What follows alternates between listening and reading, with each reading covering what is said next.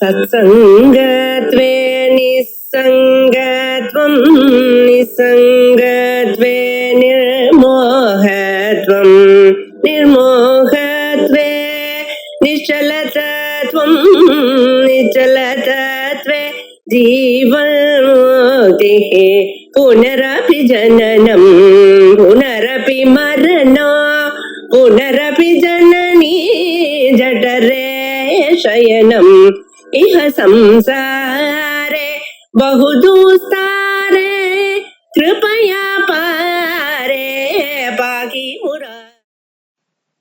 गुरुर्ब्रह्मा गुरुर्विष्णुः गुरुर्देवो महेश्वरः गुरुर्साक्षात् परं ब्रह्म तस्मै श्री गुरवे நமः.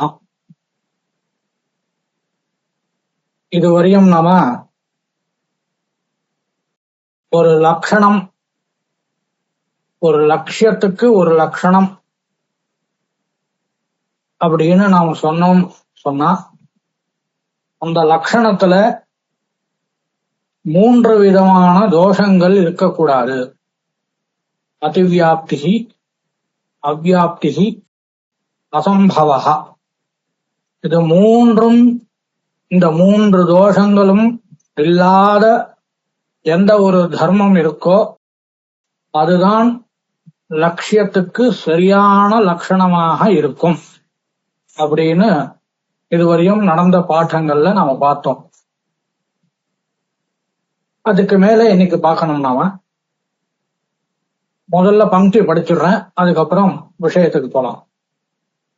ஏதத் தூஷணத்ரய ரஹிதோ தர்மஹா லக்ஷணம் யதா கோஹோ சாஸ்நாதி மத்வம் தயேவ அசாதாரண தர்மஹா இதி உச்சதே.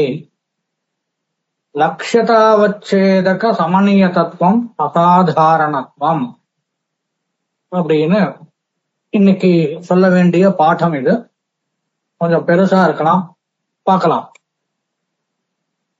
அதாவது இந்த ஏதத் தூஷணத்ரயம், இந்த 3 விதமான தூஷணங்கள், அவ்யாப்திகி, அதிவியாப்திகி, அசம்பவஹா.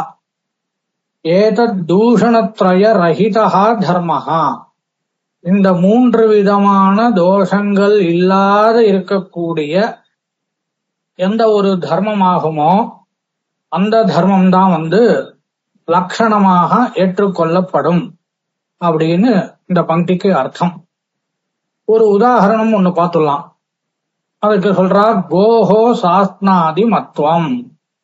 கோவுக்கு லட்சணம் இந்த 3 விதமான தோஷங்கள் சம்பவிக்காத எந்த தர்மமாகும் அப்படின்னு கேட்டா சாஸ்நாதி மத்வம் அப்படின்னு சொல்றான்.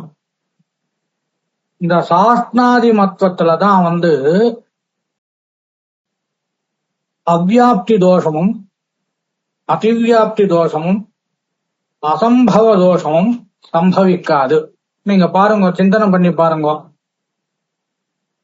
அவ்யாப்திகி அப்படின்னா ஒரு சில லட்சியங்கள்ல இருக்கும், ஒரு சில லட்சியங்கள்ல இருக்காது. இதுக்குதான் அவ்யாப்தின்னு சொல்லுவாங்க.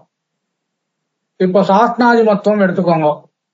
சாஸ்நாதி மத்துவம் எடுத்துட்டோம்னு சொன்னா, சாஸ்நாதி மத்துவம், இந்த சாஸ்நாதி மத்துவத்துல பாருங்க, அவ்யாப்தி தோஷம்ன்றது சம்பவிக்காது. ஏன்னு கேட்டேன்னா, அவ்யாப்தி என்ன, ஒரு சில லட்சியங்கள்ல அந்த லட்சணம் இருக்கணும், ஒரு சில லட்சியங்கள்ல அந்த லட்சணம் இல்லைன்னு சொன்னா அந்த லட்சணத்துல அவ்யாப்தி தோஷம்ன்றது சம்பவிக்கும் அப்படின்னு முன்னாடி பார்த்தோம். இப்ப சாஸ்நாதிமத்துவம் அந்த மாதிரி இருக்கா அப்படின்னு கேட்டா இல்ல. சாஸ்நாதிமத்துவம் ஒரு சில கோக்கள்ல தான் இருக்கு, ஒரு சில கோக்கள்ல சாஸ்நாதிமத்துவம் இல்ல அப்படின்னு நாம சொல்ல முடியாது. எல்லா கோலியும் சாஸ்னான்ற அவயவம் கட்டாயம் இருக்கும். அது இல்லைன்னு சொன்னா அது கௌ கிடையாது. அப்போ சாஸ்நாதிமத்துவம்ங்கிறது எல்லா லட்சியங்கள்லயும் இருக்கு. அதனால அந்த லட்சணத்துல சாஸ்நாதிமத்துவ ரூபம் லட்சணம், கோவுக்கு லட்சணம் அப்படின்னு நாம சொல்றோம். அந்த லட்சணத்துல அவ்யாப்தி தோஷம்ன்றது சம்பவிக்கல அப்படின்ட்டு அந்த அவ்யாப்தி தோஷம் இந்த சாஸ்நாதிமத்துவத்துல இல்ல. ஒண்ணு முடிஞ்சது. ரெண்டாவது, அதிவியாப்தி தோஷம் இருக்குமா சாஸ்திராதிமத்துவத்துல அப்படின்னு யோசனை பண்ணி பாருங்க. சாஸ்திராதிமத்துவம் லட்சியத்துல கோல இருக்கு, கோ பின்னம் அலட்சியத்துல எங்கேயாவது சாஸ்திராதிமத்துவம் இருக்கா அப்படின்னு பார்த்தா இல்ல. மகிஷாதிகள்ல சாஸ்திராதிமத்துவம் கிடையாது. அதே மாதிரி சுனகாதிகள்ல, அஸ்வாதிகள்ல, கர்தபாதிகள்ல எல்லாம் இந்த சாஸ்திராவத்துவம் அப்படின்ற அவயவம் அங்க இருக்காது. அதனால அலட்சிய லட்சண சத்துவம் அப்படிங்கிற அதிவியாப்தியும் அந்த சாஸ்திராதிமத்துவத்துல வராது. இப்போ சாஸ்திராதிமத்துவத்துல அவ்யாப்தியும் இல்ல, அதிவியாப்தியும் இல்ல. சரி, அசம்பவம் இருக்குமா? ஒரு கோலியும் சாஸ்திராதிமத்துவம் இல்ல. இப்போ எப்படி மனுஷனுக்கு லட்சணம் என்னன்னு கேட்டா அஸ்வத்துவம்னு நாம சொன்னோம்னு சொன்னா, அஸ்வத்துவம் ஒரு மனுஷன் கிட்ட கூட இருக்காது, அது அசம்பவம். அந்த மாதிரி சாஸ்திராதிமத்துவம் ஒரு கோல கூட இல்ல அப்படின்னு நாம சொல்ல முடியுமா அப்படின்னு கேட்டா சொல்ல முடியாது. அப்போ இந்த சாஸ்திராதிமத்துவ ரூப லட்சணத்துல அவ்யாப்தி தோஷமும் இல்லை, அதிவியாப்தி தோஷமும் இல்லை, அசம்பவ தோஷமும் இல்லை. அப்போ தூஷணத்ரய ரஹிதமாக இந்த தர்மம் ஆயிடுச்சு. அதனாலதான் இது லட்சணமாக ஏற்றுக்கொள்ளப்படுகிறது அப்படின்னு சொல்றான். இந்த மாதிரி எந்த தர்மம் ஆகிறதோ அதுதான் லட்சியத்துக்கு அசாதாரண தர்மம், லட்சியத்துக்கு ஒரு ஸ்பெசிபிக்கான தர்மம், சிறப்பு தர்மமாக சொல்லப்படுகிறது அப்படின்னு சொல்றான். அந்த தர்மம் வேற எங்கேயும் இருக்காது அப்படின்னு அர்த்தம். அசாதாரண தர்மம்னா அதுல இருக்கக்கூடிய ஒரு ஸ்பெஷாலிட்டி, அதுல இருக்கக்கூடிய ஒரு ஸ்பெசிபிக்கான ஒரு தர்மம், அதுதான் அசாதாரண தர்மம். வேற இடத்துல இருந்து அது ஸ்பெசிபிக்னு சொல்ல முடியாது, வேற இடத்துல இருந்து அது காமனா போயிடும். அதனால அதுதான் அசாதாரண தர்மஹா அப்படின்னு பேர். சரி, இப்போ நம்ம இதெல்லாம் சாதாரணமா நமக்கு புரிஞ்சு படுத்து. இப்போ நம்ம நியாயசாஸ்திர பிரவேசத்துக்குள்ள வரணும். இப்போ அசாதாரண தர்மஹான்னு சொல்றேல, அது என்ன ஸ்பெசிபிக்னா என்ன அர்த்தம் அப்படின்னு கேட்டா அதுக்கு ஒரு பரிஷ்காரம் சொல்றான். லட்சதாவச்சேதக சமநிய தத்துவம் அப்படின்னு சொல்றான். லட்சதாவச்சேதக சமநிய தத்துவம் அப்படின்னு சொல்றான். இப்போ நாம கொஞ்சம் விலாவரியா பார்க்க வேண்டியது இருக்கு, பார்த்துடலாம். லட்சதாவச்சேதக சமநிய தத்துவம் அப்படின்னா என்ன அப்படின்னு கேட்டா ஒரு சின்ன உதாரணம் எப்படி சொல்லலாம் அப்படின்னு யோசனை பண்றேன். கோத்வம் சமநிய தத்துவம், அது கோத்வம் சாஸ்திராதி மத்துவம், இப்படி ரெண்டு தர்மங்கள் எடுத்துக்கோங்க. கோத்வம் சாஸ்திராதி மத்துவம், இப்படி ரெண்டு தர்மங்கள் எடுத்துக்கோங்க. இது ரெண்டுத்துக்கும் பரஸ்பர வியாபகத்துவம் சொல்லுவா. என்ன தாத்பரியம் அப்படின்னு கேட்டா, கோத்வம் எங்கெல்லாம் இருக்கோ அங்கெல்லாம் சாஸ்திராதிமத்துவம் இருக்கு. அப்படி இருந்ததுன்னு சொன்னா அது சாஸ்திராதிமத்துவம் கோத்வத்துக்கு கோத்வம் பிரதி வியாபகம் பவதி சாஸ்திராதிமத்துவம் அப்படின்னு சொல்லுவோம். புரிஞ்சுக்கணும் நாம. கோத்வம் பிரதி சாஸ்திராதிமத்துவம் வியாபகம் அப்படின்னா என்ன அர்த்தம்? எத்திர எத்திர கோத்வம், எல்லா கோவிலையும், தத்திர சர்வத்ராபி சாஸ்திராதிமத்துவம், இப்படி வந்துடுதுன்னு சொன்னா கோத்வம் பிரதி சாஸ்திராதிமத்துவம் வியாபகம் ஆயிடுச்சுன்னு அர்த்தம். அப்படியே ரிவர்ஸ் வாங்க. எத்திர எத்திர சாஸ்திராதிமத்துவம், எல்லா கோவிலையும், அங்கெல்லாம் கோத்வம் இருக்கு. அப்போ சாஸ்திராதிமத்துவம் பிரதி கோத்வம் வியாபகம் ஆயிடும். இந்த மாதிரி ஆயிடுச்சுன்னு சொன்னா பரஸ்பரம் வியாபகம் ஆயிடுத்து அப்படின்னு நம்ம பரிபாஷா.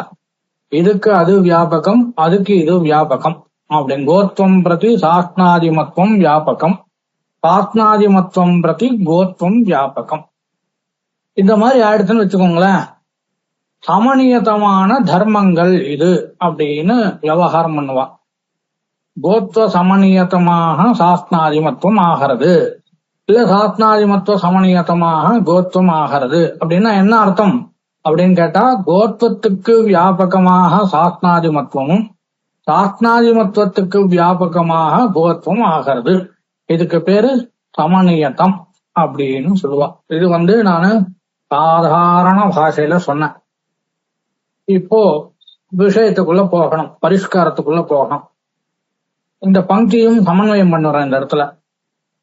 இப்ப எதுக்கு நாம லட்சணம் சொல்றோம்? சாஸ்திராதிமத்துவம் கோவுக்கு லட்சணமாக சொல்றோம்.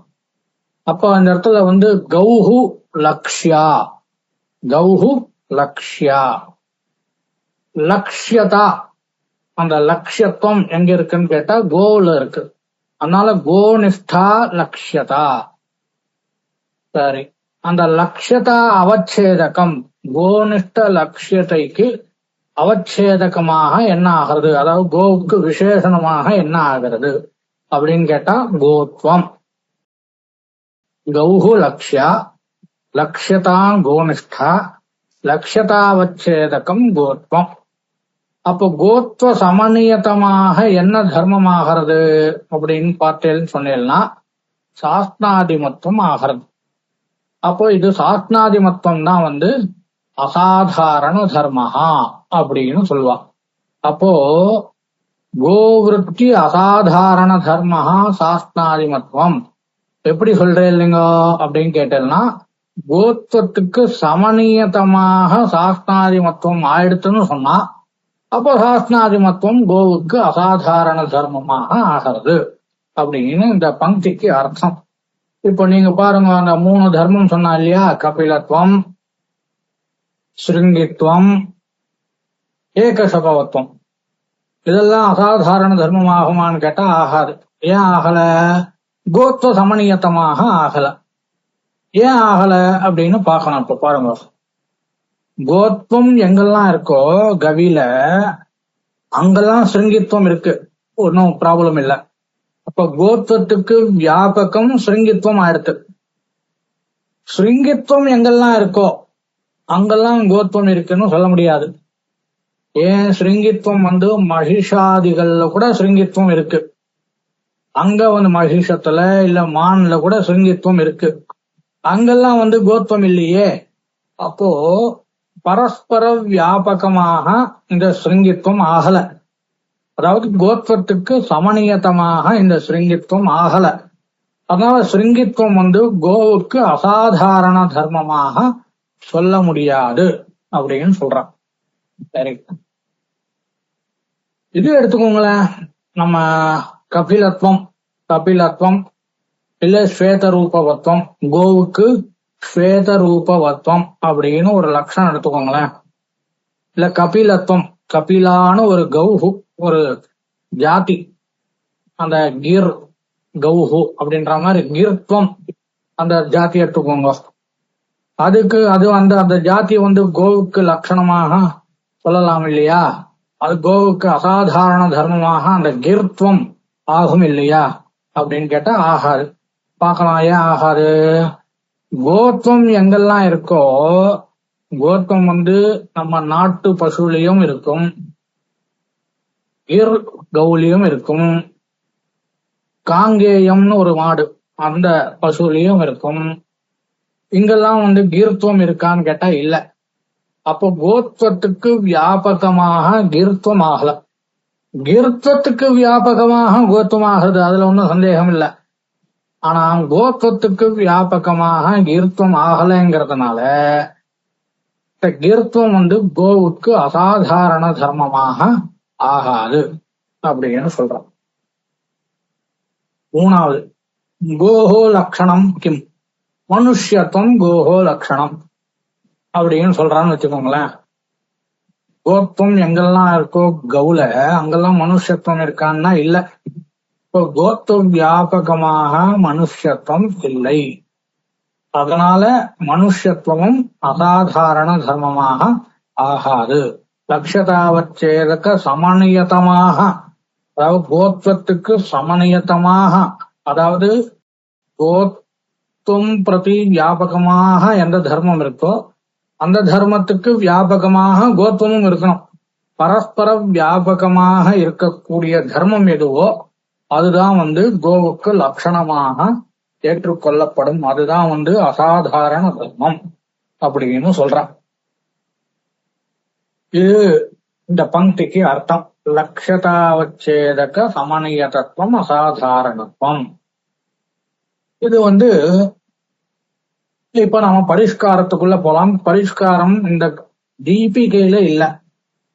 பரிஷ்காரம் தீபிகையில இல்ல. நாம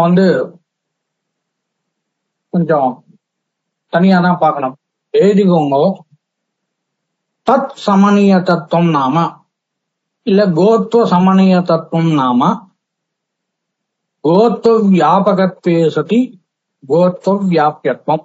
நான் முதல்ல சரளமா புரியணும்ன்றதுக்காக பரஸ்பர வியாபகத்துவம் சமநிய தத்துவம்னு சாமானிய பாஷையில சொன்னேன்.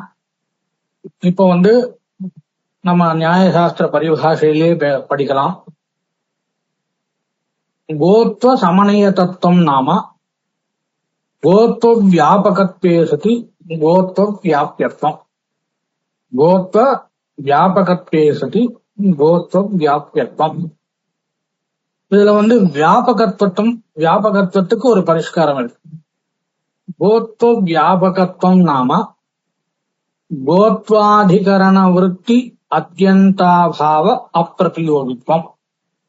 கோத்வாதிகரண விருத்தி அத்யந்தாபாவ அப்பிரதியோகித்வம். இதுதான் கோத்வ வியாபகத்துவம். நல்லா எழுதிக்கோங்க. கோத்வ சமநிய தத்துவம் நாம கோத்வ வியாபகத்வே சதி கோத்வ வியாபியத்துவம். இது முதல் ஸ்டெப். ரெண்டாவது ஸ்டெப் கோத்வ வியாபகத்துவம்னா என்ன அப்படின்னு பார்த்தோம்னு சொன்னா, கோத்வாதிகரண விருத்தி அத்யந்தாபாவ அப்பிரதியோகித்வம். இதுதான் நாம முதல்ல மனசுக்குள்ள ஃபிட் பண்ணிக்கணும். கோத்வ சமநியத்தமாக என்ன தர்மம் சொல்ல போறோம் அப்படின்னு முதல்ல மனசுல வாங்கிக்கணும். என்ன சொல்ல போறோம்? கோத்வ சமநியத்தமாக ஆகக்கூடிய தர்மம் என்ன அப்படின்னு கேட்டா சாஸ்திராதி. அது முதல்ல நம்ம மனசுல ஃபிட் பண்ணிக்கணும். இப்போ இந்த கோத்வ சமநியத்துக்கு ஒரு பரிஷ்காரம் சொன்னான். கோத்வ வியாபகத்துவம் கோத்வ வியாபியத்துவம் அப்படின்னு ரெண்டு அம்சங்கள் சேர்ந்து சமநிய தத்துவ பரிஷ்காரம் சொன்னான். இந்த ரெண்டு அம்சங்களும் நம்ம எங்க கொண்டு போய் முடிக்கணும் அப்படின்னு கேட்டா சாஸ்திராதி மத்வத்துல இருக்குன்னு சொல்லணும். அதாவது கோத்வ வியாபகமாயும் கோத்வ வியாபியமாயும் இந்த சாஸ்திராதி மத்வம் ஆகிறது. அதனால சாஸ்திராதி மத்வத்துல கோத்வ வியாபகத்துவம் இருக்கு, கோத்வ வியாபியத்துவம் இருக்கு அப்படின்னு நாம கொண்டு போய் சேர்க்கணும். இது ரெண்டாவது ஸ்டெப். இப்போ மூணாவது ஸ்டெப்புக்கு வருவோம். கோத்வ வியாபகத்துவம்னா என்ன அப்படின்னு கேட்டா, கோத்வ வியாபகத்துவம் சொன்னா கோத்வாதிகரண விருத்தி அத்யந்தாபாவ அப்பிரதியோகித்வம். இதுதான் கோத்வ வியாபகத்துவத்தினுடைய பரிஷ்காரம்.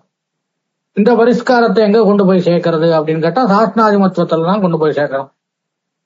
எது கோத்வ சமநியதமாகிறதோ எது கோத்வ வியாபகமாகிறதோ அதுதான் கோத்வாதிகரண விருத்தி அத்தியந்தாபாவ அப்பிரதியோகியாகவும் ஆகிறதுன்னு நம்ம சொல்லலாம். ஏன்னா இந்த பரிஷ்காரம் எதனுடைய பரிஷ்காரம்? கோத்வ வியாபகத்துவத்தினுடைய பரிஷ்காரம். அப்ப கோத்வ வியாபகமாக என்ன ஆகிறதோ அங்கதான் கொண்டு போய் சேர்க்கணும். இதை நம்ம முதல்ல மனசுல வாங்கிக்கணும். சரி, வருதான்னு பார்க்கலாம். அந்த மாதிரி கொண்டு போய் சேர்க்க முடிகிறதா அப்படின்னு பார்க்கலாம். கோத்வாதிகரணம், கோத்வத்தினுடைய அதிகரணம். கோத்வம்ங்கிறது எங்க இருக்கும்? கவுல தான் இருக்கும். அப்போ கோத்வாதிகரணம் கௌஹு ஆயிடுத்து. அந்த கவுல இருக்கக்கூடிய அபாவம், கவுல இருக்கக்கூடிய அபாவம் சாஸ்திராதி மத்வம் நாஸ்தி அப்படின்னு எனக்கூடிய அபாவம் அங்க வருமா? கோத்வாதிகரண கவுல சாஸ்திராதி மத்வம் இல்லை அப்படின்ற அபாவம் அங்க வருமா? வராது. ஏன்னு கேட்டேன்னா கோத்வாதிகரண கவுல சாஸ்திராதி மத்வம் இருக்கவே இருக்கு. அதனால கோத்வாதிகரண கவுல சாஸ்திராதி மத்வம் நாஸ்தி इति प्रतीतिसाक्षिकः अभावः न भवति। कुतः? गोत्वादिकरणे गवी சாஸ்நாதிமத்வஸ்யைவ சத்வாத். கிந்து வேற ஏதாவது ஒரு அபாவம் சொல்லணும். கடத்வாபாவா. கடத்துவம்ன்றது கடத்துல இருக்கும், கோத்வாதிகரணம் கவுல இருக்காது. அப்போ கோத்வாதிகரணே கவி வித்யமானஹா அபாவஹா கடத்வாபாவஹா. இந்த கடத்வாபாவத்துக்கு பிரதியோகி எது அப்படின்னு கேட்டேன்னா கடத்துவம். எதனுடைய அபாவம் சொல்றோமோ அதுதான் பிரதியோகின்னு சொல்லுவா. அப்ப கடத்வாபாவஸ்ய பிரதியோகி கிம் பவதி? கடத்வம் பவதி.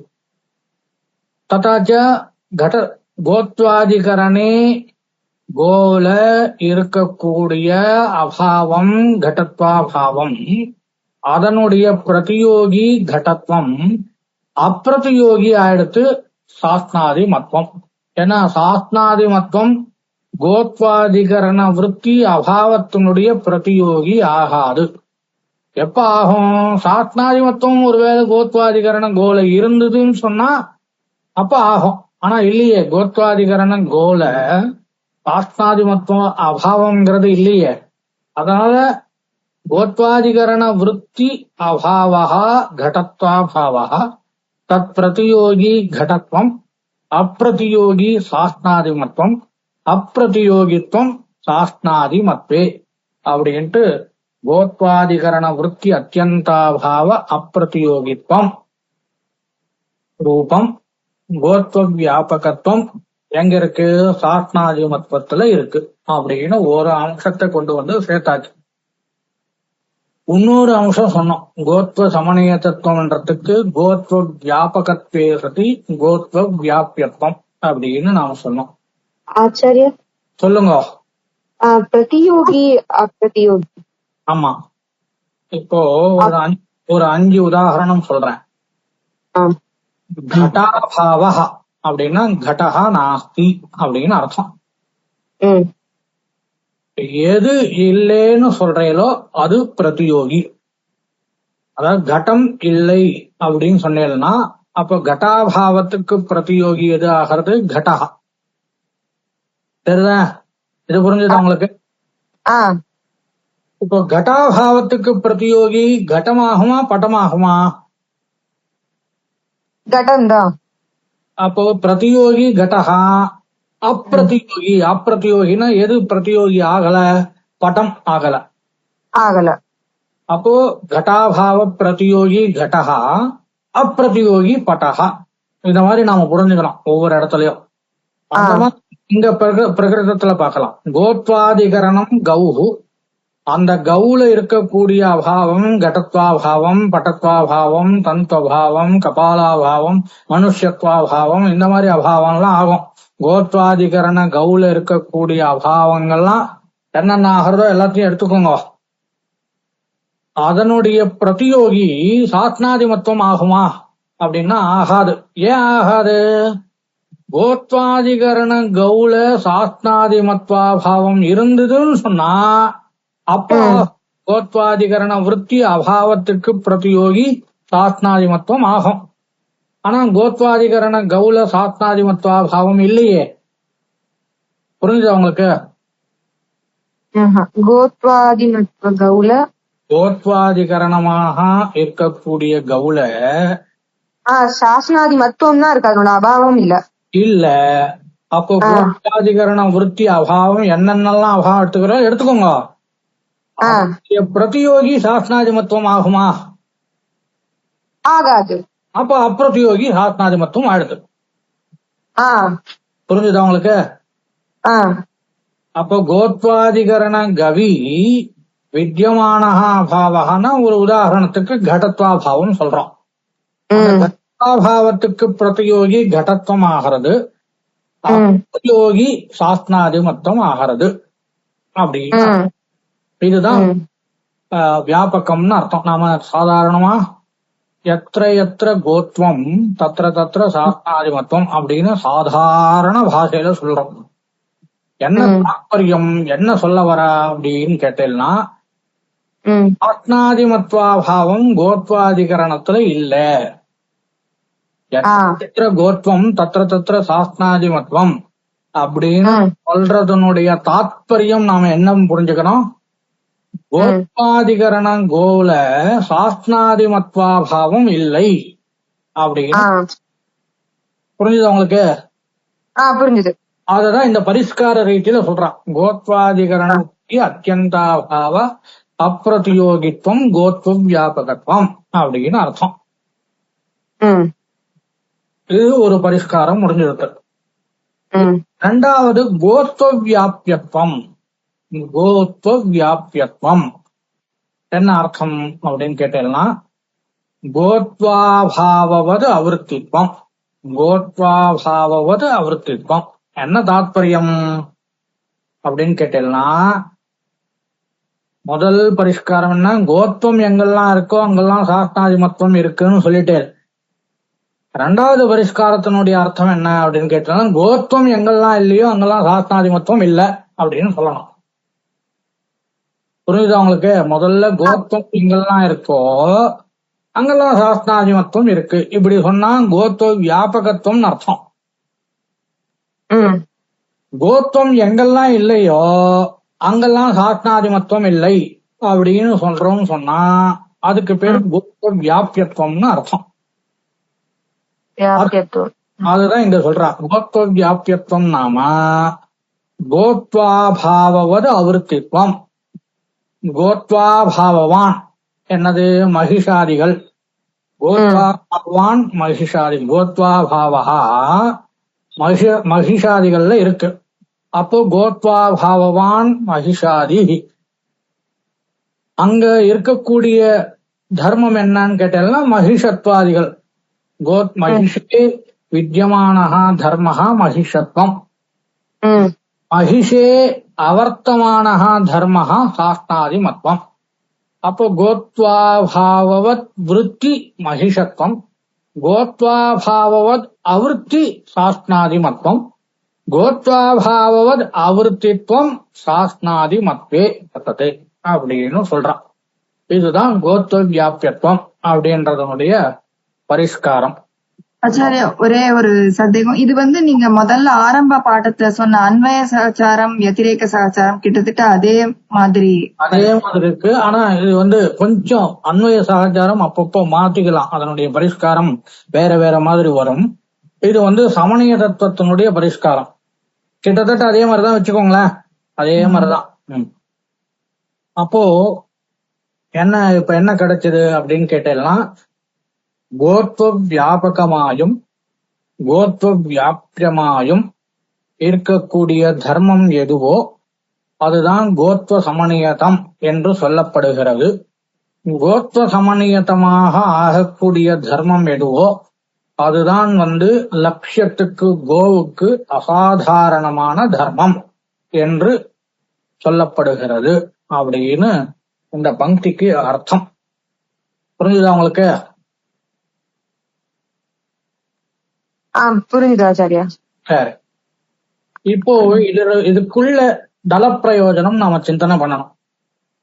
கோத்வ வியாபகத்துவம் கோத்வ வியாபியத்துவம் இது ரெண்டும் சேர்ந்துதான் நீங்க கோத்வ சமணிய தத்துவம்னு சொல்றேன். நாங்க என்ன கேட்கறோம்னு சொன்னா, வியாபகத்துவமேவ கோத்வ வியாபகத்துவமேவ கோத்வ சமணிய தத்துவம் அதுவா கோஹோ அசாதாரண தர்மஹா இது உச்சதாம். கோத்வ வியாபகமாக எந்த தர்மம் இருக்கோ அதுவே நீங்க கோவுக்கு அசாதாரண தர்மமாக ஏற்றுக்கொள்ளுங்கள் அப்படின்னு கேக்குறான். முடியாதுன்னு சொல்லணும் நாம. இப்போ ஏன் முடியாது அப்படின்னு கேட்டேன்னா, அதிவியாப்தி தோஷத்தை கொண்ட ஸ்ருங்கித்வம் கூட கோத்வ வியாபகமாக ஆகிறது. அதிவியாப்தி தோஷத்தை கொண்ட ஸ்ருங்கித்வம் கூட கோத்வ வியாபகமாக ஆகிறது. அதனால அது கோவுக்கு அசாதாரண தர்மம்னு சொல்ல முடியாது அப்படின்னு சொல்றான். இப்போ பாருங்க, ஒரு சமன்வயம் பண்ணி பார்த்துடலாம். கோத்வ வியாபகத்துவம் கோஹோ அசாதாரண தர்மத்துவம். இது அப்படியே சொல்லுங்களேன். கோத்வ வியாபகத்துவம் தான் கோவுக்கு அசாதாரண தர்மத்துவம். அப்படின்னு எடுத்துக்கோங்களேன். அப்படின்னு கேட்டா புத்திர அதிவியாப்திர் பவதி அப்படின்னு கேட்டா ஸ்ருங்கித்வேபி கோத்வ வியாபகத்துவம் அஸ்தி. எப்படி கோத்வம் எத்திர எத்திர வர்த்ததே கவி தத்திர சர்வத்ராபி ஸ்ருங்கித்வம் அஸ்தி. அப்ப கோத்வ வியாபகம் ஸ்ருங்கித்வம் அடுத்து. இது சாதாரண பாஷையில. பரிஷ்கிருத பாஷையில பார்க்கலாம். கோத்வாதிகரண விருத்தி அத்தியந்தாபாவ அப்பிரதியோகித்வம். கோத்வாதிகரண விருத்தி அத்தியந்தாபாவ அப்பிரதியோகித்வம் கோத்வ வியாபகத்துவம். இத பாருங்கோ. கோத்வாதிகரணம் கௌஹு தத்ர வித்யமானஹ அபாவஹ ஸ்ருங்கித்வா பாவஹ அப்படின்னு சொல்ல முடியுமான்னு கேட்டா சொல்ல முடியாது. ஏன்னா கோத்வாதிகரணமான கவியில ஸ்ருங்கித்வம் எப்பவுமே இருக்கும். அதான் ஸ்ருங்கித்வா பாவஹா சொல்ல முடியாது. முன்னாடி சொன்ன மாதிரி கடத்வா பாவம் தான் சொல்ல முடியும். தத் பிரதியோகி கடத்துவம், அப்பிரதியோகி ஸ்ருங்கித்வம் ஆகிறது. அப்பிரதியோகித்வம் ஸ்ருங்கித்வத்துல இருக்கு. அப்போ ஸ்ருங்கித்வத்துல கோத்வ வியாபகத்துவம் வந்து சேர்ந்துடுத்து. அதனால நீங்க கோத்வ வியாபகத்துவமேவ கோஹோ அசாதாரண தர்மத்துவம் அப்படின்னு சொன்னா கோவுலையும் மகிஷாதிகளிலும் இருக்கக்கூடிய ஸ்ருங்கித்வம் கூட கோவுக்கு அசாதாரண தர்மமாக ஆக வேண்டிய சூழ்நிலை வந்துடும். அது நமக்கு அனிஷ்டம். ஏன்னா ஸ்ருங்கித்வம்ன்றது காமன் தர்மம், கோவுக்கு ஸ்பெசிபிக் தர்மம் இல்லை. அதனால அந்த தர்மத்துல கூட இப்போ இந்த அசாதாரண தர்மத்துவம் கோத்வ வியாபகத்துவம் அப்படின்னு நீங்க சொன்னா ஸ்ருங்கித்வத்திலையும் போய் சேர்றது. அதனால நமக்கு கோத்வ வியாபியத்துவம் அதையும் சேர்த்துக்க வேண்டியதாக இருக்கு. இப்போ கோத்வ வியாபியத்துவம் ஸ்ருங்கித்வத்துல இருக்கான்னு கேட்டா இல்ல. ஏன் இல்ல? கோத்வா பாவவான் மகிஷா தத்ர ஸ்ருங்கித்வம் வர்த்ததேவா. அந்த கோத்வா பாவவத் விருத்தியே ஆயிடுத்து ஸ்ருங்கித்வம். கோத்வா பாவவத் அவிருத்தி ஆகல ஸ்ருங்கித்வம். கோத்வா பாவான் மகிஷா தத்ர வர்த்ததே ஸ்ருங்கித்வம். அப்போ கோத்வா பாவவத் விருத்தியேவ ஜாத்தம் ஸ்ருங்கித்வம், கோத்வா பாவவத் அவிருத்தி ந ஜாத்தம். அதனால கோத்வா பாவவத் அவிருத்தித்வம் கோத்வ வியாபியத்துவம் ஸ்ருங்கித்வத்துல வரலேங்கிறதுனால ஸ்ருங்கித்வத்துல இப்போ முன்னாடி சொன்ன அந்த அசாதாரண தர்மத்துவம்ன்றது வராது. அதனால அசாதாரண தர்மத்துவம் சொன்னா கோத்வ வியாபகத்தே சதி கோத்வ வியாபியத்துவம், இது ரெண்டுத்தையும் சேர்த்து சொல்லணும். இதுதான் அசாதாரண தர்மம் அப்படின்னு சொல்றான். ஆச்சாரி சொல்லுங்க. கோத்வா விருத்தின்னு ஏன் சொல்றோம்? கோத்வா ஸ்ருங்கித்வம் இருக்கு, வர்த்ததே அப்படின்றது விருத்தின்னு அர்த்தம். இப்ப கோத்வா பாவவத் மகிஷா என்ன முன்னே சொன்ன அந்த சாதாரண கோத்வம் எங்கெல்லாம் இல்லையோ அங்கெல்லாம் ஆத்மாதிமத்துவம் இல்லை. அப்படி கோத்வ வியாபியமாகும் நான் சொல்லிட்டேன் முன்னாடி. இப்போ கோத்வம் எங்கெல்லாம் இல்லையோ அங்கெல்லாம் ஸ்ருங்கித்வம் இல்லைன்னு சொல்ல முடியாது. கோத்வம் எங்கெல்லாம் இல்லையோ மகிஷாதிகள்ல அங்க ஸ்ருங்கித்வம் சொல்ல முடியுமா? சொல்ல முடியாது. அப்போ கோத்வா என்ன ஏன் சொல்ல முடியாது அப்படின்னா கோத்வா பாவவதி மகிஷே வர்த்ததே ஸ்ருங்கித்வம் அதன் அர்த்தம். ஆமா. அப்போ கோத்வா பாவவத் விருத்தி ஏவ பவதி ஸ்ருங்கித்வம், கோத்வா பாவவத் அவிருத்தி ஆகல ஸ்ருங்கித்வம்.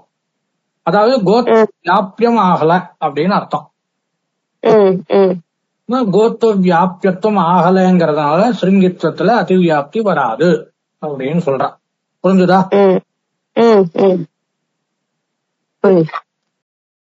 சரி, கோத்வ வியாபியத்துவமேவ கோத்வ சமணிய தத்துவம்னு சொல்லுங்களேன் அப்படின்னு கேக்குறான். கோத்வ வியாபகத்துவம் அது வேண்டாம், அதை எடுத்துருங்க. கோத்வ வியாபியத்துவமேவ கோத்வ சமணிய தத்துவம் அப்படின்னு சொல்லுங்களேன் அப்படின்னு கேட்டா அதையும் சொல்ல முடியாது. அப்படி சொன்னா என்ன ஆகும் அப்படின்னு கேட்டேன்னா கபிலத்துவம் கிருத்வம் இந்த அவ்யாப்தி கிரஸ்தமான தர்மங்கள் இருக்கோ இல்லையோ அது கூட கோவுக்கு அசாதாரண தர்மமாக ஆக வேண்டியதாக போயிடும். அது நமக்கு அனிஷ்டம். எப்படி அப்படின்னா கோத்வ வியாபியத்துவம் கபிலத்துவம், கோத்வ வியாபியத்துவம் கபிலத்துவத்துல கிருத்வத்துல சம்பவிக்கிறது. எப்படி சம்பவிக்கிறது? கோத்வ வியாபியத்துவம் நாம கிமுக்தம் கோத்வாபாவோது அவருத்தித்வம். இந்த கபிலத்துவமோ கீர்த்தமோ கௌலதான் இருக்கக்கூடிய தர்மம். கோத்வாபாவவான் மகிஷாதிகள்ல இந்த தர்மமானது இருக்காது. கீர்த்தமோ கபிலத்துவமோ கோத்வாபாவவத் மகிஷாதிகள்ல இருக்காது. அப்போ கோத்வாபாவவத் அவிருத்தி பவதி கீர்த்தம் கபிலத்துவம். அப்போ அந்த கீர்த்தம் கபிலத்துவம் என்ற தர்மங்கள்ல கோத்வ வியாபியத்துவம் சம்பவிக்கிறதுங்கிறதுனால அது கோவுக்கு அசாதாரண தர்மமாக ஆக வேண்டியதாக போயிடும். அது நமக்கு அனிஷ்டம். அதனால கோத்வ வியாபகத்துவம் என்ற அம்சத்தையும் சேர்க்கணும். இப்ப கபிலத்துவமும் கீர்த்தமும் கோத்வ வியாபகம் ஆகிறதான்னு கேட்டா ஆகல. கோத்வம் எல்லா கௌலியும் இருக்கு. எல்லா கௌலியும் கபிலத்துவமோ கீர்த்தமோ இருக்குன்னு கேட்டா இல்ல. அதனால கீர்த்தமோ கபிலத்துவமோ கோத்வ வியாபகம் ஆகல. அதனால அந்த தர்மங்கள் கோவுக்கு அசாதாரண தர்மங்களாக ஆகாது அப்படின்னு சொல்லி அது கோத்வ வியாபகத்துவமும் சேர்த்துக்கிறான். அப்போ கோத்வ வியாபகத்வே சதி கோத்வ வியாபியத்வமேவ கோத்வ சமநியதத்துவம். அப்பேற்பட்ட கோத்வ சமநியதமாக ஆகக்கூடிய சாஸ்திராதி மத்துவம் தான் கோவுக்கு அசாதாரண தர்மஹா அப்படின்னு சொல்றான். அப்படின்னு இந்த பங்கிக்கு அர்த்தம் இன்னைக்கு பார்த்த விஷயத்தில். ஏதத் தூஷணத்ரயரஹிதோ தர்மஹா லக்ஷணம் யதா கோஹோ சாஸ்திராதி மத்வம் தயேவ அசாதாரண தர்மஹ இதி உச்சதே. லக்ஷ்யதாவச்சேதக சமநியதத்துவம் அசாதாரணத்துவம் அப்படின்னு இன்னைக்கு நடந்த பாடத்தினுடைய சாராம்சம். இதுக்கு மேற்கொண்ட வர விஷயம் அடுத்த பாட்டங்கள்ல நாம பார்க்கலாம். இன்னைக்கு இங்க வச்சிடலாம்.